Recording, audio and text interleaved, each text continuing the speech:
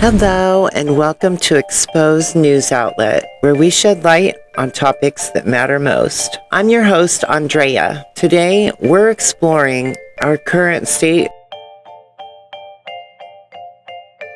as democracy has literally been tested to the max, put into a chokehold, and is currently unconscious and in cardiac arrest. And as we navigate the complexities of our world, it's essential to stay informed and engaged by subscribing to our channel, enabling notifications, and sharing our content. You're supporting our mission to provide thought-provoking insights and inspire positive change. Thank you for being part of our community. For those interested in donating to our cause as we build resources and technology, as well as a new podcast that's coming, a newsletter, and merchandise with partial proceeds going to institutions like the ACLU and NAACP and other advocates of democracy and civil rights. I will link my GoFundMe link in the description box below for those of you who are able to. And without further ado, let's get to the news.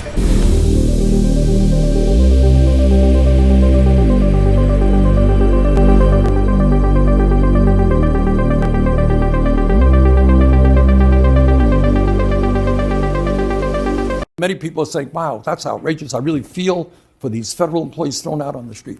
But I want you to think about this. If Musk can do this to federal employees, some of whom are in unions, some of whom work for years, what do you think he's going to be doing when artificial intelligence and robotics comes for your job? Guess what? The job you have today ain't going to be here in 10 or 15 years. And you think Musk and his friends are saying, oh my goodness, how do we protect American workers from the explosion in technology that we're seeing? They don't give a damn about you. If this is what they could do to federal employees, think about what they could do to people in the private sector. So bottom line there is I am not a Luddite. I think technology has many positive things to say. But we have got to understand that new technology, AI, robotics, has got to work for working people, not just for the billionaires and Mr. Musk. The pillars of democracy are crumbling, and we must administer CPR to revive it before it's too late. Trump's latest actions are indeed a constitutional crisis, as he's targeting protesters and violating their constitutional rights. He's illegally arresting people for speaking out in defense of Palestine, and this is not an isolated incident. Trump has a history of using executive power to silence dissent and punish those who disagree with him. This time, it's worse. Recently, Trump signed an executive order directing the government agencies to report on any actions deemed critical of Israel and promised immediate action by the Justice Department against terrorist threats, arson, vandalism, and violence against American Jews.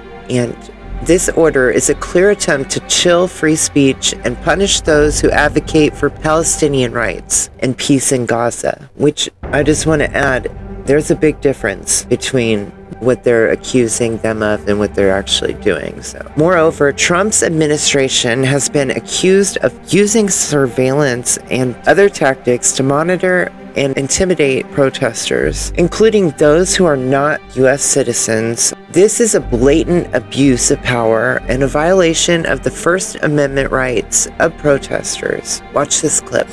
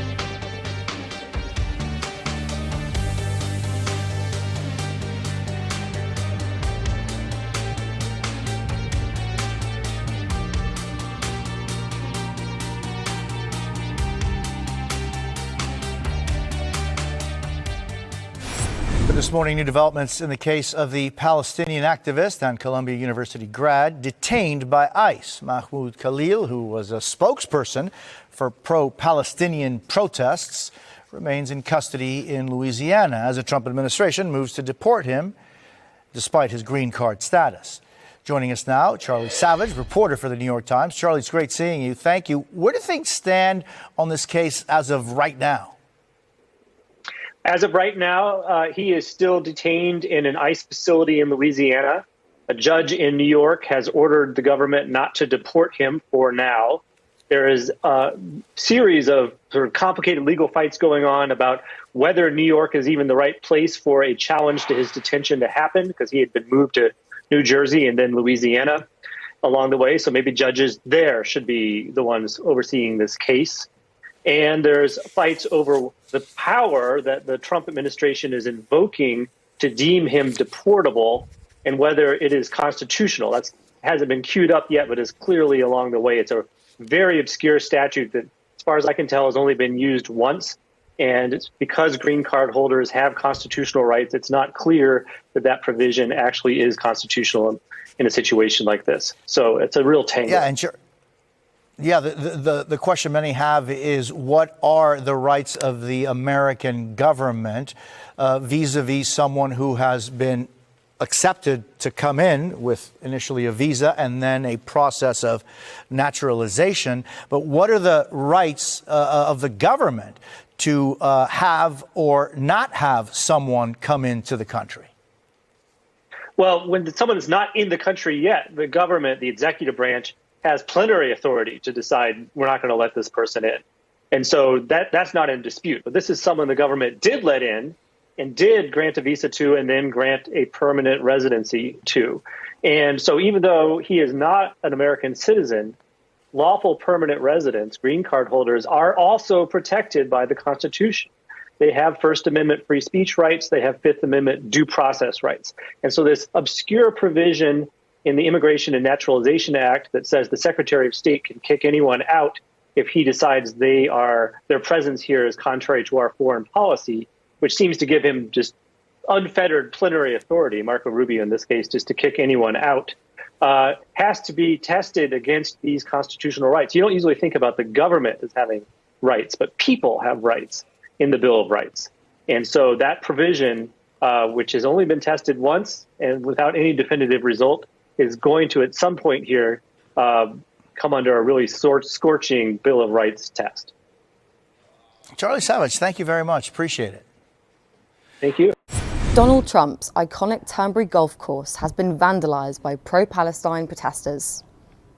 Shocking images reveal red spray-painted expletives and derogatory messages targeting the US president, with the vandalism extending to the clubhouse and the greens on several holes at the exclusive course. The activist group Palestine Action has claimed responsibility for the damage. Among the messages scrawled on the site was the phrase, "Gaza is not for sale," while multiple holes were dug up on the property. Red paint was also splattered across the floors and buildings of the prestigious golf resort. Trump purchased the Turnberry course in 2014, renaming it Trump Turnberry, which is now considered one of the finest golf resorts in the world. A round of golf there costs a staggering £1,000. The incident comes amidst controversy surrounding Trump's proposed vision of Gaza. He has previously suggested transforming the war-torn city into the Riviera of the Middle East, envisioning a luxurious tourist destination. In a widely criticized move, he even shared AI-generated images depicting Gaza as a glitzy holiday resort, despite the devastating toll of the ongoing conflict, which has reportedly claimed the lives of 48,000 people.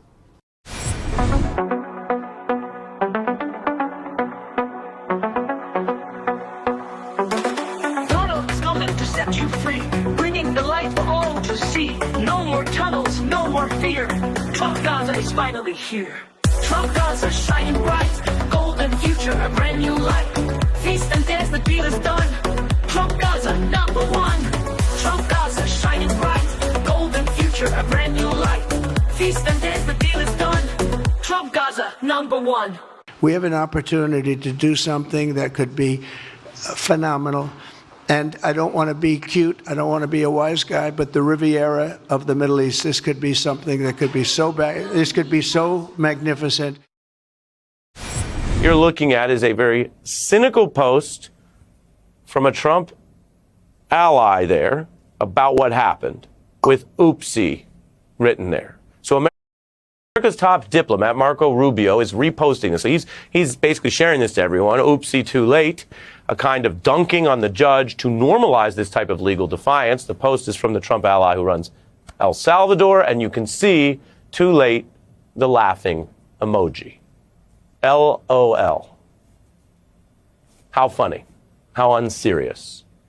And I mentioned trolling because that's the political term of art of trying to get people to be so upset over this that they miss that, yada, yada, yada. But I want us to understand what it means when this is happening from the top diplomat in the United States, a very powerful position, Secretary of State, which Marco Rubio got because he was willing to publicly disavow everything he's ever said about Donald Trump and foreign policy, to eat his own words, because he warned about exactly the thing that he is now doing. He warned about the con, about taking advantage of people, about just using a showmanship and as Rubio put it, a con man's pack of lies to betray what America is and should be.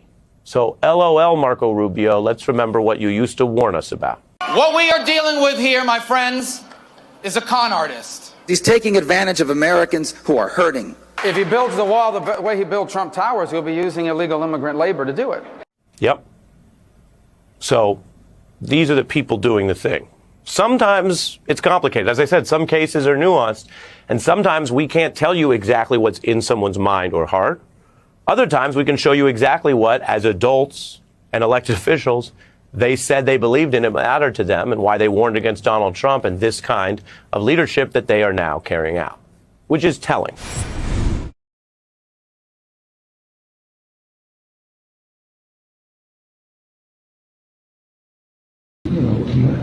It demanded the people wanted to change everything, and they wanted. He demanded. They love you. They love what you do. I'm not if you're supportive. I want them to do. Homegrown criminals next. Yeah. I said homegrowns are next. The homegrown's built. You got to build about 5 more places. Yeah, that's fair. All right. It's not big enough. No, yeah. Come on. So this is a much different office. Your jobs. Yeah. Yes. Trump obeyed the Supreme Court. Trump's not obeying the Supreme Court. He just ignores them. Yeah. Screw it. Already in 3 months, we got more emails than all of last year. What does that tell you? That should tell you to have more meetings. I just want to know if you're proud of voting for Trump and that what he's doing in office. Are you proud of everything he's doing right now? There's no president that I've agreed with 100%. I didn't say that. I said, are you proud of that? And we would like to know what you, as the people, the Congress, who are supposed to rein in this dictator, what are you going to do about it? These people have been sentenced to life imprisonment in a foreign country with no due process. The American Civil Liberties Union, ACLU, has warned that Trump's actions are part of a broader pattern of authoritarianism, fascism, designed to silence dissent and punish those who disagree with him. The ACLU has vowed to resist Trump's efforts to abuse executive power and violate constitutional rights. And they have been bringing quite a few lawsuits, as well as some of the attorney generals in Democratic states as well. At least they're trying to uphold the democracy and Constitution. So overall, Trump's actions are a clear threat to our democratic values, as well as the constitutional rights of all Americans. It's essential that we stand up against these abuses of power and demand that our elected officials take action to protect our rights and defend democracy.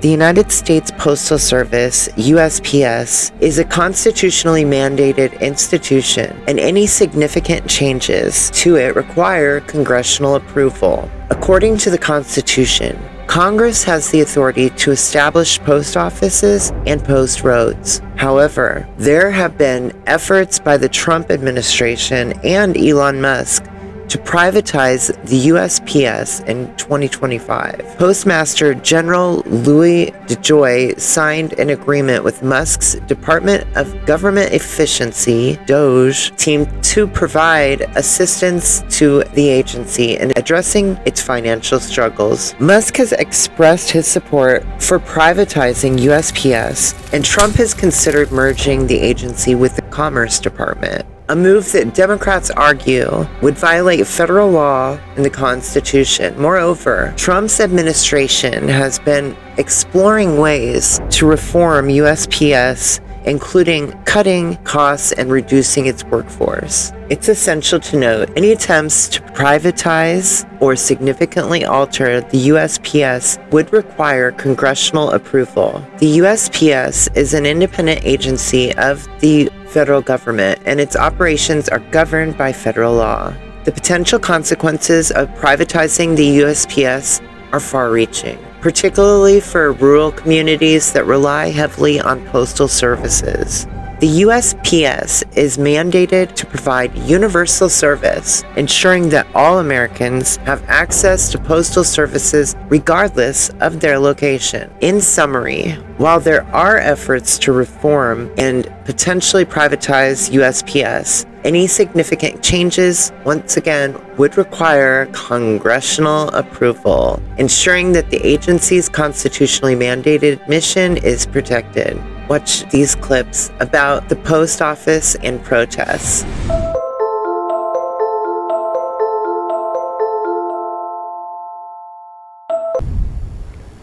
Welcome back. Postal workers around the nation rallied today to protest against the possible privatization or restructuring of the United States Postal Service. This comes after President Trump suggested last month that the agency could merge with the U.S. Commerce Department. The National Association of Letter Carriers hosted many of the rallies, saying that consequences of privatizing or restructuring the USPS include jeopardizing the jobs of millions of people, reducing services to homes and businesses in rural communities, and raising shipping costs and inflation for both businesses and consumers. This one landed like a bomb last night, courtesy of the Washington Post's Jacob Bogage. Headline, Trump expected to take control of USPS, fire Postal Board, officials say. Quote, Trump is expected to issue an executive order as soon as this week to fire the members of the Postal Service's governing board and place the agency under the control of the Commerce Department and Secretary Howard Lutnick. The board is planning to fight Trump's order. Three sources told the Washington Post. In an emergency meeting Thursday, the board retained outside counsel and gave instructions to sue the White House if the president were to remove members of the board or attempted to alter the agency's independent status. After the Post broke that exclusive story last night, the White House then denied that Trump was planning to issue any such executive order. Then today, when the Commerce Secretary, Lutnick, was being sworn in, Trump was asked about his plans for the 250-year-old agency, whose existence is spelled out in the Constitution. He said that he and Secretary Lutnick are, quote, looking at it. Joining us now is the reporter who broke this story, the Washington Post, Jacob Bogage. Mr. Bogage, thank you for coming back. I had a feeling we'd be back talking to you soon as you've continued to break story after story in Washington. An understanding of the state of play around this Postal Service controversy? Well, thank you for having me, Rachel. It's good to be back. And that was one heck of an intro. The state of play is in flux. Like you mentioned, we reported this story with anonymous but pretty ironclad sourcing. The White House, after it published, denied it. And then President Trump today didn't just say that he and Secretary Lutnick were looking at it. He acknowledged that they were planning what he called some sort of merger between the Postal Service and the Commerce Department. So this is very much an active question in the White House. And at the Postal Service, people are really uncertain. That goes from rank and file letter carriers and postmasters who I've talked to today and have been texting with all through the night, really, from last night when I broke that story to today, to folks in senior leadership who are wondering what it means to have a political mail service. Yeah. You know, I remember during the first Trump term when Trump was taking aim at the Postal Service, and there was like a grassroots, legit, bottom-up uprising around the country, even in the worst of COVID, with people standing up for postal workers and people standing up for the Postal Service and saying hands off. And it did appear to back them off. My sense, given the approval ratings, the public approval ratings for the Postal Service, that recent experience of having to stand up for it against Trump trying to take it down, that the response to your reporting might have been a little bit of that dynamic still at play, that they might not understand the political dragon that they are sort of letting out of the gate here if they try to do this. Is it your sense that there was momentum to do a thing, and then the public revelation of that momentum seems to have changed them to a different course? That's a difficult question to answer. I mean, yes and no, right? I mean, the story published last night, and one of my sources immediately texted me, "Are we doing this again?" This is somebody who had defended the Postal Service, during the first Trump administration, and was like, okay, let's take the playbook out again. And I've been talking with sources who are reviving that playbook again today. The legal questions around if the Trump administration can do this, and if so, how they can do this, are very thorny. I mean, like, I'm a postal policy geek and I don't know. And that's because it's an independent agency. It has to have a board. If you don't have a board, you can't raise prices. You can't sell stuff off. You can't make investments. Those are powers that are not vested in the Postmaster General. And it's designed that way specifically to wall people's mail and communications off from anyone political who could tinker with it. It's essential that we stand up against these attacks and defend the values of our democracy, inclusivity, and social justice. The Trump administration's attempts at targeting protesters, civil rights, universities, and institutions that work towards social good is unconscionable, and it's unacceptable. These actions undermine the fundamental values of democracy, including the right of free speech, assembly, and association. Attacking institutions that help fight against hunger, promote peace, and encourage prosperity is particularly egregious. These organizations provide critical services and support to vulnerable populations, and their work is essential for building a more just and equitable society. Moreover, targeting universities and institutions of higher learning is a blatant attempt to suppress knowledge, critical thinking, and intellectual curiosity. These institutions are essential for fostering informed citizenship,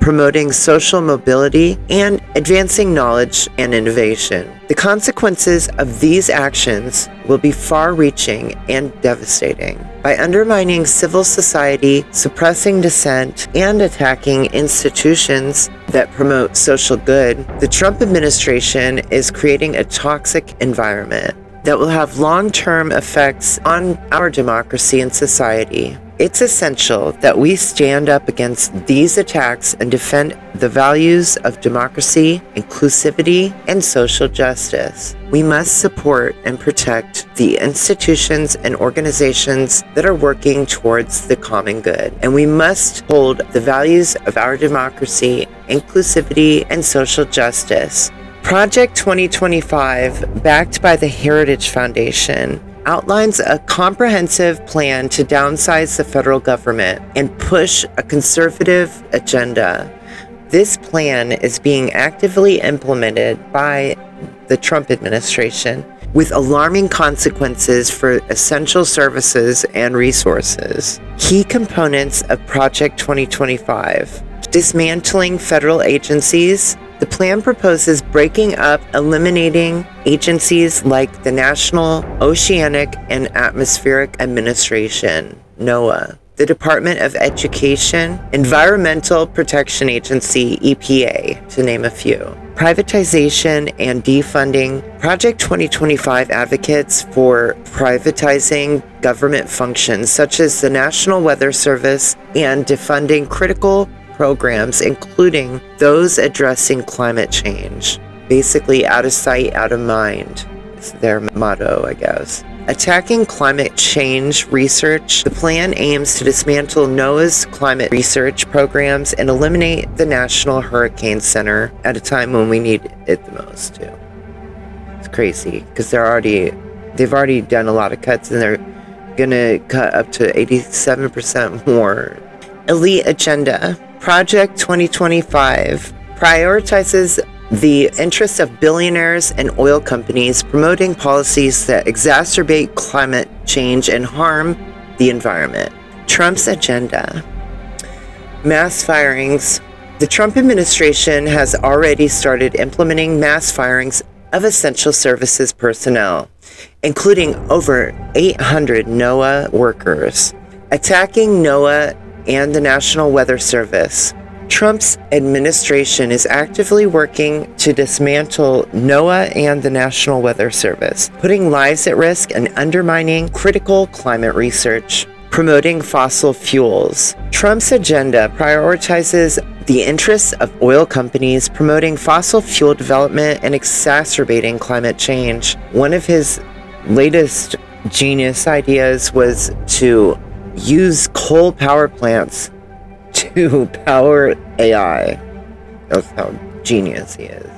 The consequences of these actions are dire, with climate change already causing devastating impacts across the country. It's essential to raise awareness about Project 2025 and Trump's agenda, and to take action to protect essential services, resources, and the environment. We have to protect our planet. The changing weather patterns and increasingly severity of the weather events are indeed alarming. The frequency and intensity of extreme weather events such as tornadoes, hurricanes, and wildfires are on the rise, and it's no longer a coincidence that areas not typically prone to certain types of weather events are now experiencing them. In fact, they've already said that this year, the tornadoes down south are already double what they were last year this time. And that's frightening. We had over almost 130 or 140 last year. In Iowa, that is, the tornadoes in Iowa. Watch this clip.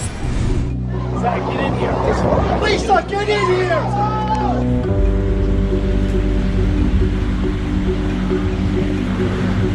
Do you see it when you're like this? I'm watching. Wait, it's about to go up.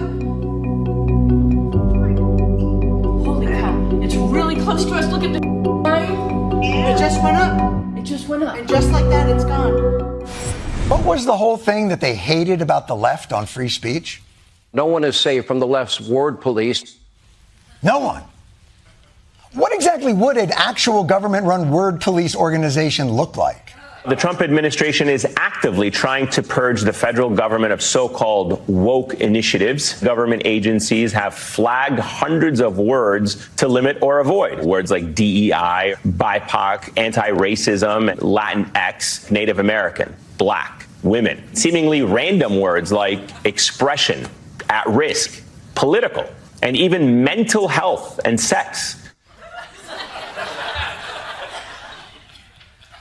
What's left? BIPOC and Latinx, I get that. You're not allowed to say sex. You can't say words like women or sex or hashtag me too. How can a lot of your cabinet members describe their weekends?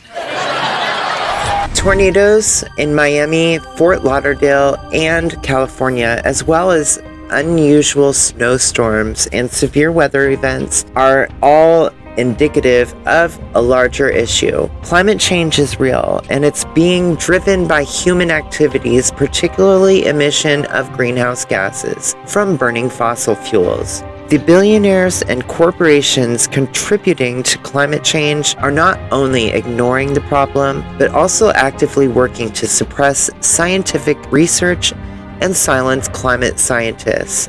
This is a blatant attempt to hide the facts from the public and avoid accountability for their actions. The consequences of climate change are far-reaching and devastating, from rising sea levels and more frequent natural disasters to droughts, heat waves, and water scarcity. It's essential that we hold these billionaires and corporations accountable for their role in climate change and demand immediate action to reduce greenhouse gas emissions, transition to renewable energy sources.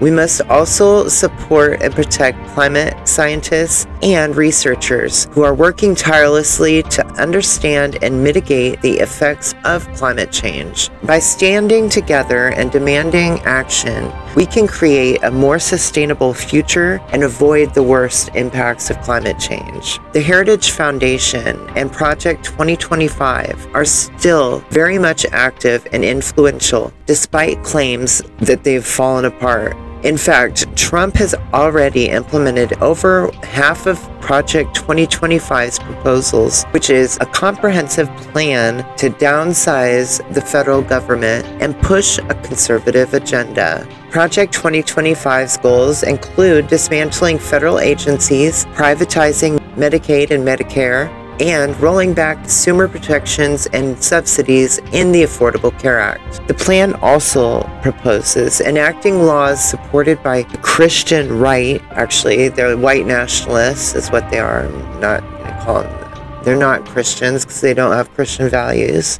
such as criminalizing those who send and receive abortion and birth control medications, and eliminating coverage of emergency contraception. The Heritage Foundation, which is leading Project 2025, has significant influence in U.S. public policy making. The foundation's president, Kevin Roberts, sees the organization's current role as institutionalizing Trumpism. The implementation of Project 2025's proposals has already started to have devastating consequences. For example, funds are being cut from hospitals and institutions that provide life-saving measures such as Johns Hopkins Hospital. This is all part of a larger plan to push a radical agenda that prioritizes the interests of billionaires and oil tycoons, as well as corporate CEOs, over the well-being of the American people. It's essential to recognize the severity of the situation and the need for urgent action. The manipulation of facts and reality to justify these policies is perverse and must be exposed. Trump and MAGA's attack on diversity, equity, and inclusion, DEI initiatives, is a deliberate attempt to reframe and manipulate facts, claiming that these programs exclude white people. However, this couldn't be further from the truth. DEI initiatives aim to promote equality and inclusion for marginalized communities, not exclude white people, or anyone for that matter. Watch this clip with Representative Maxine Waters. I am almost speechless and overwhelmed by the opposition to diversity and inclusion. This amendment, which would allow the committee to monitor federal regulators' efforts to implement the diversity requirements outlined in the Dodd-Frank Act, seeks to restore a provision that was agreed upon by Republicans just last Congress. Let's be clear. Agencies under this committee's jurisdiction are required by law to take affirmative steps to promote diversity in their workforce at all levels. It is the responsibility of Congress to ensure proper oversight of this critical work. Despite the law, just yesterday, the Trump administration required, get this, All federal employees in diversity, equity, and inclusion roles must be placed on leave, paid leave, by 5 p.m. tomorrow, and that all DEI programs be removed. As Congress, the past chair publicly committed to examining DEI throughout the committee's work. Unfortunately, this commitment proved to be a little more than lip service. This Congress, Republicans are not even pretending. It is clear that they're following marching orders from their bosses, President Trump and co-president Musk. This abandonment sends a dangerous message that Black and brown Americans, women, LGBTQ individuals, and people with disabilities do not deserve the same access to opportunities and resources as their white male counterparts. Ensuring the federal regulations fulfill their DEI obligations. This is not a partisan issue. It is a matter of justice, economic fairness, and compliance with the law. And so I sit here as an African American woman with an amendment talking about getting rid of our families, our grandchildren, our great-grandchildren, people in this country who have been a part of slavery, helping to build this country, who are still denied the equal opportunities. We don't make as much money as white people. We don't own as much as white people. We don't have the opportunities. Things are not open. And I'm supposed to sit here and nicely say, oh, that's not nice. This is hell produced by the President of the United States of America and his co-president. This is outrageous. This is absolutely outrageous. And I've got 30 seconds left, and all I can say is, I will not sit here day in and day out and listen to this crap without calling it what it is. And members, that's your president, and that's your co-president, but I'm going to gear in on everything that's done with this kind of racism and discrimination while I sit here and the other minorities sit here and listen to this crap. All right, for Auntie Maxine. In reality, DEI programs are designed to address systemic inequalities and provide opportunities for underrepresented groups. They don't discriminate against white people. Instead, they strive to create a level playing field. The notion that DEI initiatives are reverse racism or discrimination against white people is a perverse and hypocritical reframing of the issue. This attack on DEI is part of a broader assault on democracy, equality, and freedom. It's reminiscent of dark regimes that seek to control and manipulate information, suppress dissenting voices, and erase history. The Nazi regime's book bans and attacks on intellectual freedom come to mind. The consequences of this attack are far-reaching. By dismantling DEI initiatives, Trump and MAGA are undermining efforts to address systemic racism, sexism, and other forms of discrimination. This will have devastating effects on marginalized communities who will be denied opportunities and face increased discrimination. Not to mention, DEI actually outperformed non-diverse by more than 36%. So it's essential to recognize the gravity of this situation and take action. We must stand up against this attack on DEI, diversity, equity, and inclusion. We must defend democracy, freedom, and the principles of equality and justice for all. The future of our society depends on it. Trump's agenda and actions are indeed reminiscent of repressive regimes like China, Egypt, Iran, Turkey, and Syria. These regimes are known for their authoritarian nature, suppressing dissent and maintaining power through coercion and manipulation. The Trump administration's actions regarding immigration are indeed unconstitutional and have led to a constitutional crisis. One of the most alarming examples is the deportation of immigrants who haven't committed any crimes, not to America and not to El Salvador, not even in Venezuela, nor are they gang members as they were accused. They didn't even get due process to prove themselves in court. Right now, they're sitting in El Salvador where they face long sentences and corrupt prisons notorious for mistreatment. They've even been rumored to possibly not be able to leave ever. I mean, this is just dark stuff, people need to wake up. Because now they're actually floating the idea of deporting legal citizens to this place too. Basically, anybody that speaks out against him, this shit, it's just like, I mean, he's literally the American Hitler.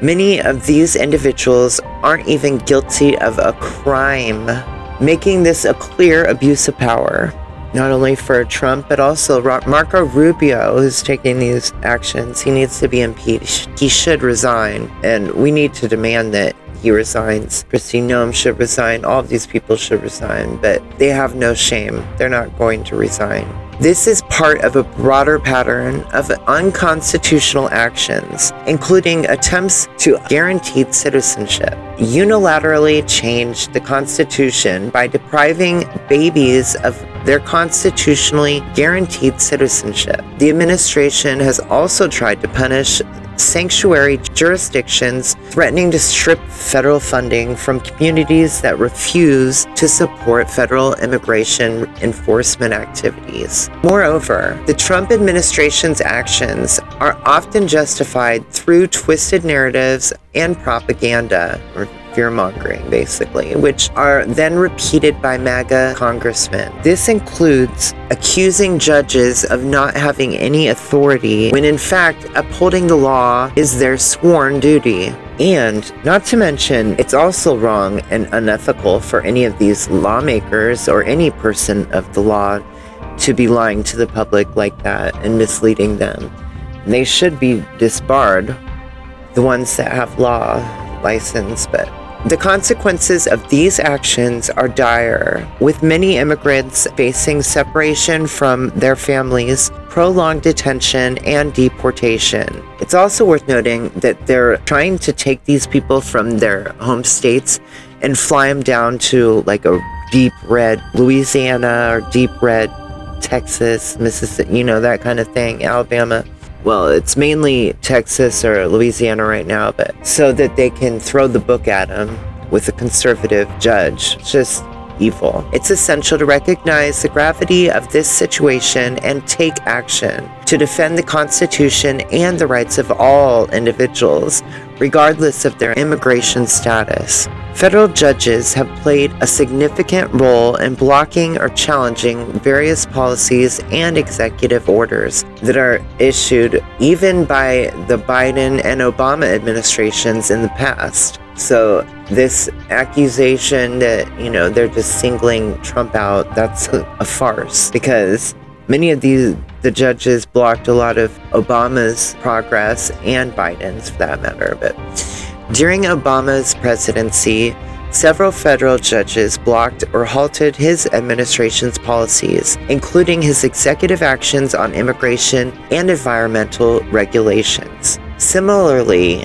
during Biden's presidency, federal judges had blocked or challenged some of his administration's policies as well, such as his executive orders banning new offshore drilling. In these instances, Republicans generally supported the judge's decisions, framing them as necessary checks on executive power. However, the narrative shifts when the judges rule against Trump's policies or hold him accountable. In these cases, Trump and his allies often attack the judges, labeling them as partisan hacks and questioning their integrity. This response is a stark contrast to their previous support for the judicial intervention. For example, when U.S. District Judge James Boasberg blocked Trump's deportation of alleged Venezuelan gang members, Trump called for the judge's impeachment, despite Chief Justice John Roberts' rebuke that impeachment is not an appropriate response to a disagreement with a judicial decision. This double standard highlights the hypocrisy in Trump and his allies' response to judicial decisions. When judges rule against Democratic administrations, they are praised as guardians of the Constitution. However, when judges rule or hold Trump accountable, they're vilified and attacked. Watch this clip. The IRS under fire this morning for targeting the political enemies of President Obama. If the IRS can go after you because of what you think or what you believe or what you do, we'd no longer live in a free country. That's what this is all about. And if you think they're not going to eventually use it against your politics, whatever they might be, it's ridiculous. They certainly will. This is far worse than Watergate. This isn't an enemies list. These are direct actions that were taken against Americans who sought to exercise their free speech rights under the First Amendment. If this were a Republican president targeting the ACLU or some of those groups and administration, I think the mainstream media would be apoplectic. So I think it's a definite double standard. It's created this culture of intimidation that's pervasive throughout the White House and the federal government. It's embarrassing for the country. These are things you typically see in the third world. I can also assure you that were this a Republican president, a Republican attorney general, and a Republican IRS that were targeting Democrats, I at least would speak out just as vigorously against it. How scary is this to you? It's just not supposed to happen. They have laws against it. If this were somebody else, this would be the bigger story. And maybe it will, in fact, be the bigger story. Juan Mendez's wife, Mary Lou, says when ICE vehicles began following their vehicle on Monday and then surrounded them here on Tallman Street in New Bedford, she took out her phone and started recording. You can see an ICE agent using a large hammer to break the back passenger window of their car. Mary Lou says the agents were focused on her husband, Juan, but kept calling him Antonio. That's the name of another man who lives in their building. Thinking this is a case of mistaken identity, Juan called his attorney, who told them to stay in the car and not give the agents any information until she got there. Their attorney tells NBC 10 Boston that Juan is a Guatemalan immigrant who's undocumented but in the process of changing his immigration status and has no criminal record. Mary Lou is in the country on asylum. But instead of waiting for their lawyer, the ICE agent smashed the car window, broke into the vehicle, and dragged the couple out. Marilu didn't want to show her face, but she described the terrifying moments to us. Quebraron la ventana del carro. They looked for a hammer and they broke the car window and dragged us out of the car. 3 ICE agents held my husband. They took us out unjustly. I tried to talk to them and asked them if they had an order to detain him. They didn't respond or show me anything. They had no reason to detain him. We've been following the rules of this country. We are doing things the right way. That's why we have a lawyer. Juan Mendez's attorney says she's been told he's being held in a detention facility in Dover, New Hampshire, and has a hearing on May 7th. ICE has not responded to our requests for comment. Keep your hands above your head. Don't move. Who else is in the truck? No one else is in the truck, sir. Can I please get my cell phone? We'll get it for you. Don't worry about your cell phone. Where are you taking me? We're taking you to the car. Come on. Why? What? Did you see her toss anything? She could have, because it took her a long time to pull over. Who is that, Hart? No, that's optometrist. Oh my God!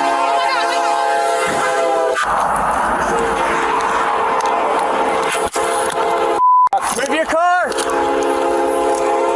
Stay back! Her excuse is that, she didn't realize it was a railroad crossing and didn't think the other officer would stop on a railroad crossing. Well, she's walking across the same railroad crossing. She's seeing what's going on in the scene too. So I think that's a little bit of a cop-out. The judge said she did not knowingly intend to harm Rios Gonzalez. That's why it didn't level up to a manslaughter charge. I was hauled up by the Nazis. And for no other reason, I was picked up and separated from my family, who was exterminated in Auschwitz. And I am a survivor of Auschwitz and Dachau.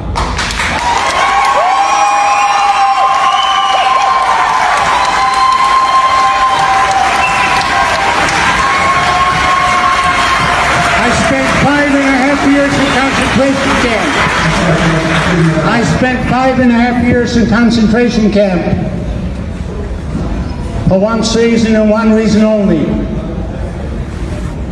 Because we picked on people, and you as the sheriff, who we elected as sheriff of this county, We did not elect you the sheriff of Washington, D.C. It's about time you serve the people here. And when this gentleman stands up there and he says he doesn't go after any people, he should read today's beat. Because in today's beat, the Supreme Court Justice of State of California objected to ICE coming in and taking people away from the courts. Don't tell me that this is a lie. You stand up here, Mr. Jones.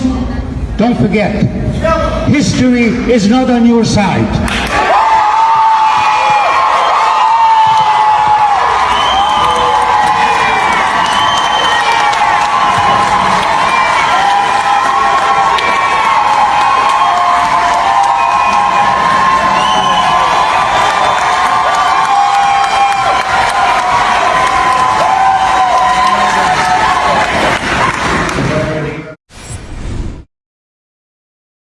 Why is the government of El Salvador continuing to imprison a man where they have no evidence he's committed any crime and they've not been provided any evidence from the United States that he's committed a crime?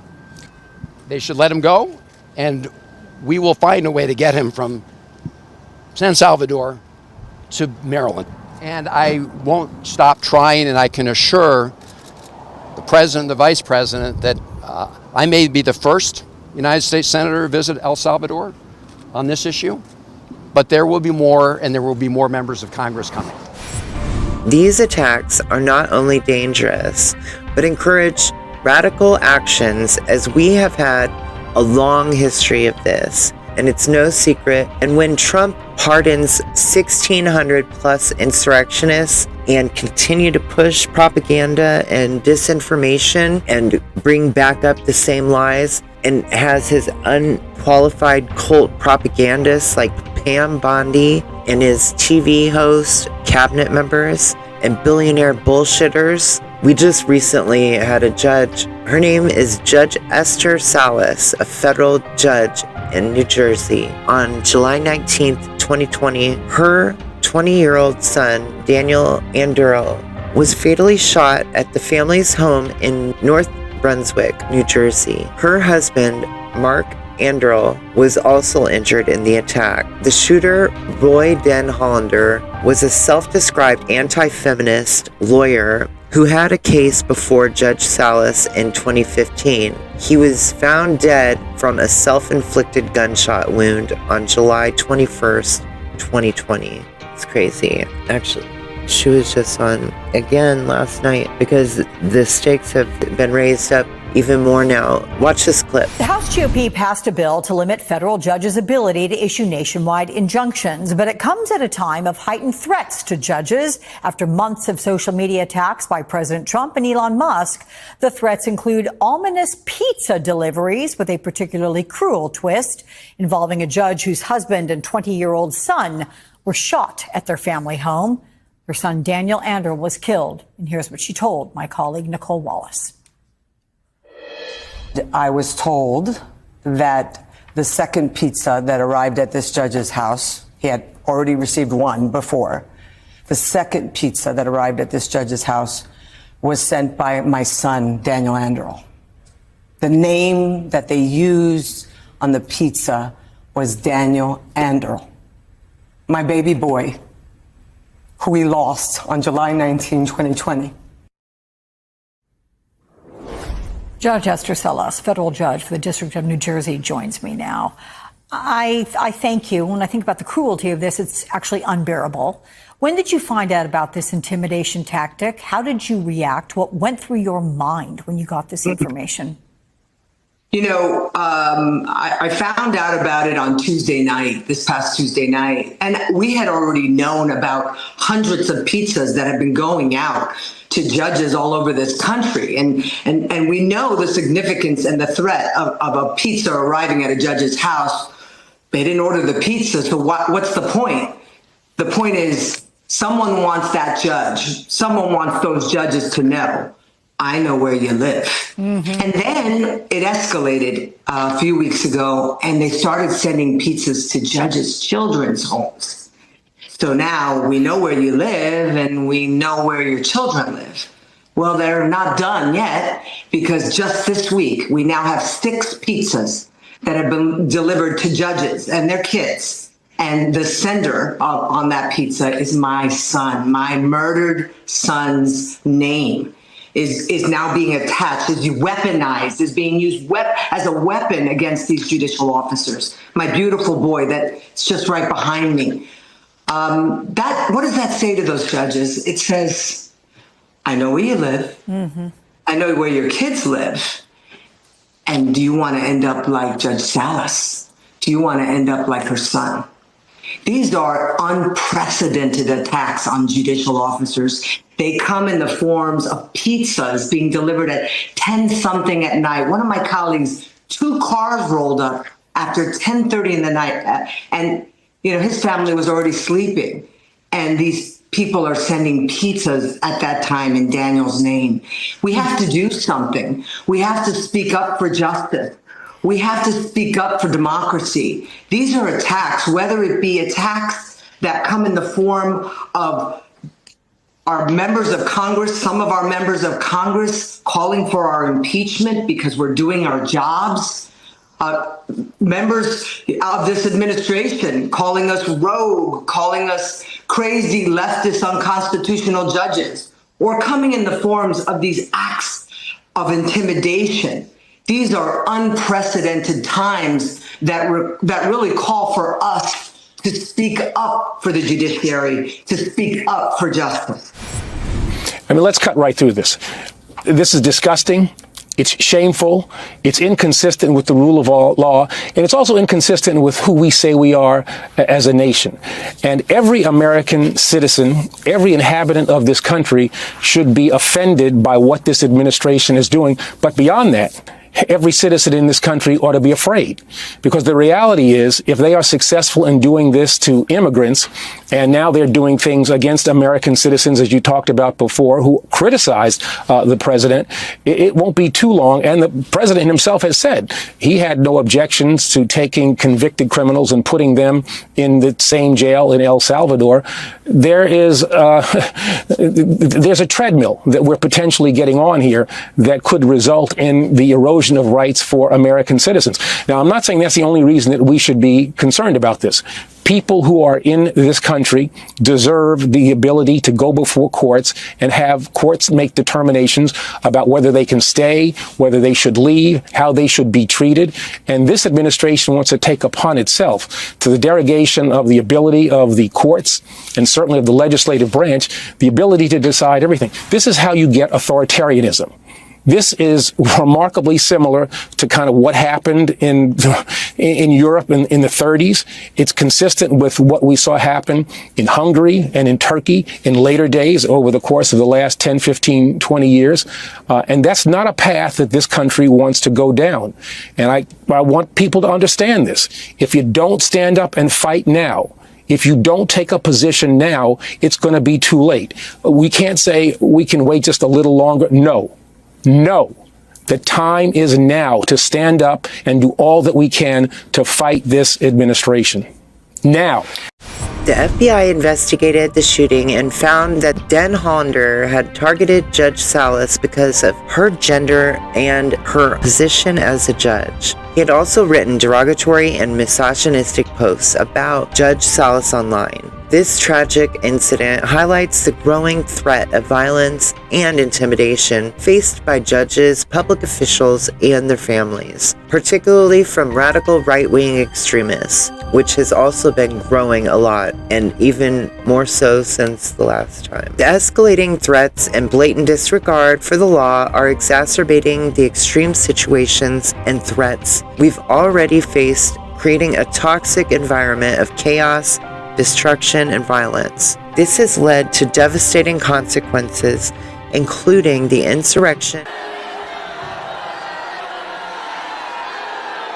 and numerous shootings at protests and parades. The situation is dire, with authoritarian forces and seeking to dismantle democratic institutions and undermine the rule of law. The attacks on judges, protesters, and civil rights are particularly alarming, as they aim to silence dissenting voices and perpetuate a culture of fear and intimidation. By targeting institutions and individuals who uphold the law, these authoritarian forces are creating a power vacuum that allows violence and extremism to flourish. The consequences are far-reaching, with the potential to erode democratic norms, undermine trust in institutions, and create a culture of impunity.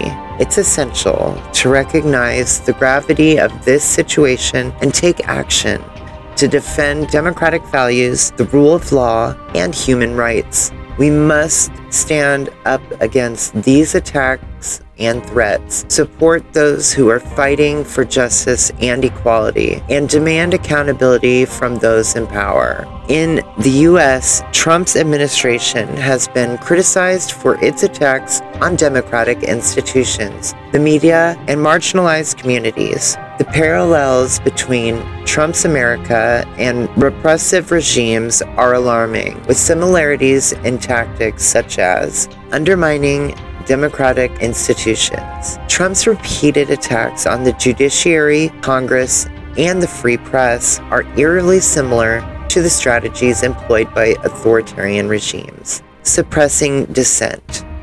The Trump administration's response to protests and demonstrations has been marked by an aggression and intimidation, mirroring the tactics used by repressive regimes to silence opposition, manipulating information. Trump's penchant for spreading misinformation and propaganda is a hallmark of authoritarian regimes, which often use state-controlled media to shape public opinion, Fox News, Newsmax, etc.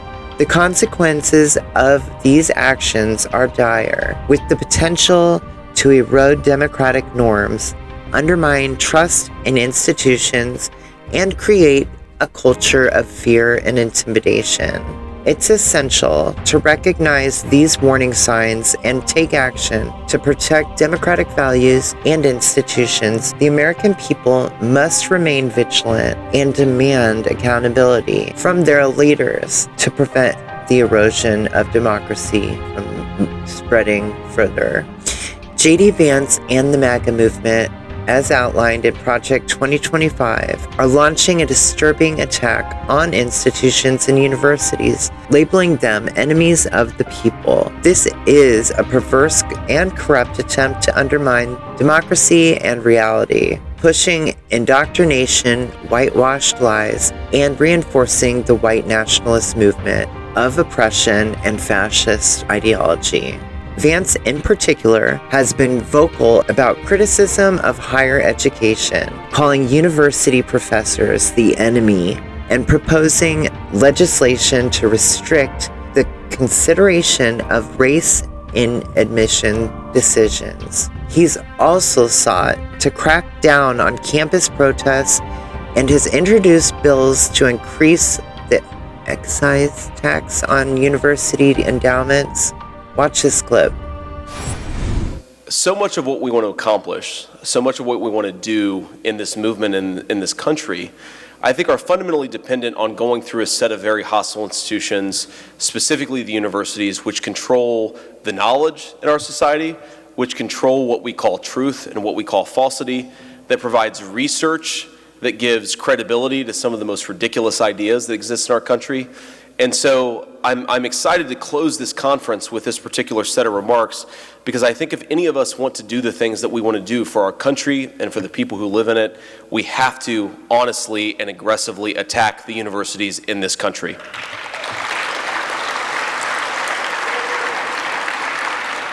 Now, I am, as of July of this year, a Senate candidate in the state of Ohio, which is a very unique. We borrow money from Chinese peasants to buy the things those Chinese peasants manufacture. That statement is so inflammatory to me. When I heard that, I was like, why do we have to go out of our way to say that? Peasant has connotations, horrific, ugly, disparaging connotations. That to me was the whoa moment of this whole thing. You're already in a spot where you've got a vote in the House where Republicans were voting against this very thing, saying that you can't do tariffs because that's effectively a tax and that's the purview of Congress. And now you've got this weirdly inflammatory rhetoric coming from the vice president, while in my opinion, they should be doing damage control. That one hit me real weird. That was a sour note for me. The implications of this attack are far-reaching and devastating. By undermining the integrity of universities and institutions, Vance and the MAGA movement are seeking to erode trust in facts, science, and history. This is a classic tactic of authoritarian fascist regimes aiming to create a culture of misinformation and obedience. It's essential that we stand up against this coup and regime, demanding expulsion and accountability for their actions. We should demand a new election to ensure the integrity of the government altogether and uphold the Constitution. We must take to the streets in large numbers, defending democracy, the Constitution, and the values of truth, equality, and justice. The future of society depends on it. As we conclude today's discussion, remember that knowledge is power. Share this video with someone who needs to hear it, and let's empower each other to create a positive change. Don't forget to subscribe to my channel if you haven't already. Please like the video and share it on your platforms to support our mission of promoting fact-based information and inspiring positive change. Thanks again for watching it till the end and supporting my channel. And as always, please be kind to yourselves and be kind to others. Until the next video, be safe.